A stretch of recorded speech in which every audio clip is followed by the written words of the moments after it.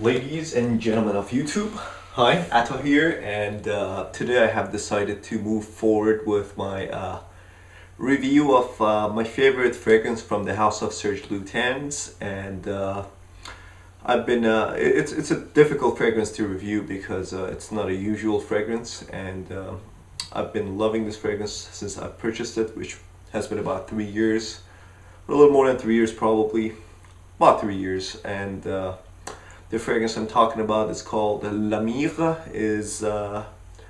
There's no way of pronouncing it in English, so the French pronunciation is La Myrrhe, and I'm gonna show you guys the box, because I'm not sure if any other reviewer has shared the box with you guys, and I'm gonna talk about this fragrance a little bit.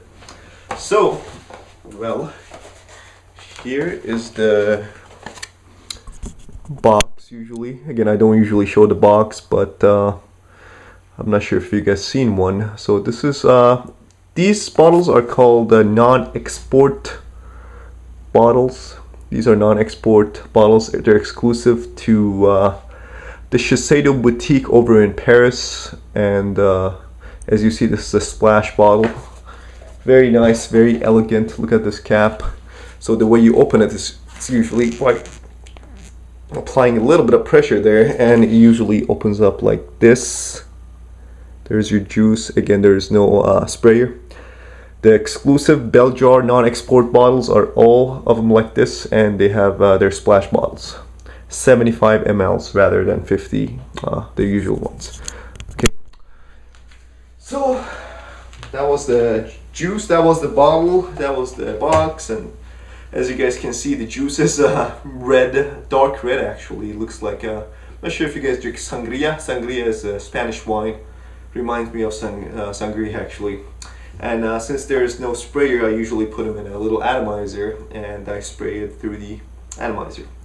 So that's your presentation, La Myrrhe, and I'm gonna spray one sprit and let you guys know what I think. I've smelled this before many times. So right now I sprayed it 15 seconds ago. I get a blast of aldehydes. Many of you guys don't know what aldehydes smell like, and there is no way of really describing it other than if you guys have to smell it exactly to know what aldehydes are. But aldehydic fragrances are very tough to work with. They're difficult fragrance. It's a very difficult note to use in any fragrance. Some of the older aldehydic fragrances include Chanel's No. 5, which was one of the first aldehydic fragrances that was introduced back in 1920s, I think. Chanel's No. 22 is another excellent aldehydic fragrance, and those are my favorite of old-time aldehydes. So if you guys smell any of those, Chanel No. 5 and 22, you guys might know what aldehydes are a little bit, but it has a very sharp smell. It's not pleasant by itself at all. Many of you guys will find this actually a little bit disturbing, a little bit too much to handle. A good friend of mine on YouTube, I'm not going to mention the name, he actually wanted to know what aldehydes smell like, so I did ship a sample of this to him, and really great guy, and he was like, America is not ready for this fragrance yet, and he might be right. I mean, this is not your typical usual daily signature scent. This is a very different type of fragrance, and the reason I wanted to review it is because of that reason.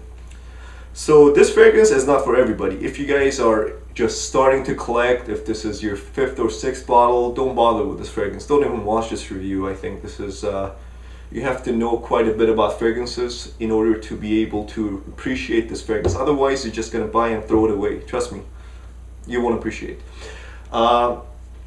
Again, this is exclusive to the Shiseido boutique, which is the Serge Lutens boutique in Paris, and the price tag for this one is 125 euros, but you have to get it there. They won't be able to ship this to you, so it's a rather tough fragrance to find. So if you can find a good deal on Base Notes or eBay, I would check this out. So let's get into the fragrance now. So this fragrance, as soon as you spray it, it starts very aldehydic, very sharp, very uneven, a little bit tough for the first 30 to 45 minutes. Aldehydes smell like soapy. They have the soapy metallic kind of smell, but again, it's not really soapy, it's not really metallic. There is a little bit of it's a multi-dimensional note in my opinion. So that's how it starts off, very aldehydic. So you're gonna get aldehyde blast off, very good, well done, very well made aldehydes for 45 minutes, and then phase 2 of this fragrance becomes very interesting. So the aldehydes kind of reduce, they go to the background, and you get myrrhe. The name of this fragrance is La Myrrhe, which translates to myrrhe in English, and so the myrrhe scent becomes a little more, detectable. And the myrrhe is an interesting note as well, very interesting. It is a very tough note to work with. Many perfumers avoid myrrhe in their fragrances for many reasons, because it's hard to balance the myrrhe note out with any other note that is in the fragrance. So you're gonna get the myrrhe on the phase 2 of this fragrance, which has this root beer smell. So if you guys want to know what myrrhe smells like, it has this root beery smell, but again, it's not root beer. It's very similar. So after 45 minutes, you're going to get a little bit of aldehydic notes plus myrrhe, a little bit of sweet. People say there's a tangerine accord in this fragrance. I don't get it. I don't know where they get it from. There's no tangerine. I don't smell any citrus in this fragrance. I think there's some florals and citrus note listed. I'm just letting you guys what I think on what I'm smelling. So you're going to get that second combo for about 6-7 hours. So you're going to get myrrhe and aldehydic notes a little bit for 6-7 hours. And then the phase 3 and the dry down of this fragrance is it's a little bit myrrhy, and it becomes musky. So it becomes a little bit musky, and there's a little bit of vanilla in the dry down. So with a little bit of myrrhe. Unusual, of course. I mean, this is not your typical or an ordinary fragrance. This is very interesting, and you're gonna get the phase 3 of this fragrance for another 2 to 3 hours. So the life of this fragrance is about 11 to 12 hours. I don't get crazy longevity with this. I don't get 20 hours like I get with my other fragrances, and I don't get 4 or 5 hours. I get about 12 hours, which 11 to 12 hours, which is plenty of hours there for me. That's enough for the whole day.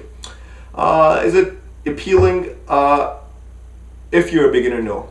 If you don't have experience with fragrances, again, no. If you want to please the crowd with this fragrance, for the first 45 minutes, it will not please the crowd at all. I mean, stay home if you want to really, and you'll enjoy the beginning of this fragrance if you love fragrances. But again, it's not appealing to the public. It's not enjoyable for the first 45 minutes, but again, it becomes very beautiful after 1 hour and stays like that for the rest of this the life of the fragrance. Again, it's for mature audiences, people with experience. Again, don't blind buy it. It's a little bit of pricey of the fragrance, so I don't want you guys to blind buy this if you could, but experience this fragrance yourself, and it's because it's quite a bit of experience actually smelling this fragrance. Serge Lutens' other the non-export items include fragrances such as Iris Silver Mist, which is quite a bit of interesting fragrance there as well. I mean, if you guys smelled Iris Silver Mist, you guys know what I'm talking about. It's a very weird fragrance itself. I own a couple more of these non-export bottles. The one I really enjoy is called Rahatul Ghum. It's actually has to do with the Turkish delight candies. So Serge Lutens' interpretation of Turkish delights became a fragrance called Rahatul Ghum. Yeah, guys, that's my take on La Myrrhe. I just wanted you guys to know what I think about this fragrance. If you're looking for an excellent aldehydic fragrance, best aldehydic scent out there in the market, no questions. You'll enjoy this if you're into fragrances, believe me. And this is if I see this fragrance in a collector's shelf, I know that they know what they're talking about. So it's one of those fragrances that you need a little bit of background to enjoy. Leave comments, ask questions, and let me know what you think about this fragrance. If you've smelled this, if you've owned it, please also comment down below. I'd like to hear what you guys have to say about this fragrance. Also, subscribe if you haven't. I have a big giveaway coming up probably in a month and a half or so. Still working on that, so any suggestions would be appreciated. News in the community. There's really good reviewers out there, guys. I've been enjoying a lot of good channels lately. Check them out. community is doing very well. I'm very happy to be part of this great group, and there's a couple big surprises coming up in the community as well. So stay tuned for that, and again, leave me comments, guys. Have a good one, and enjoy your weekend. Cheers.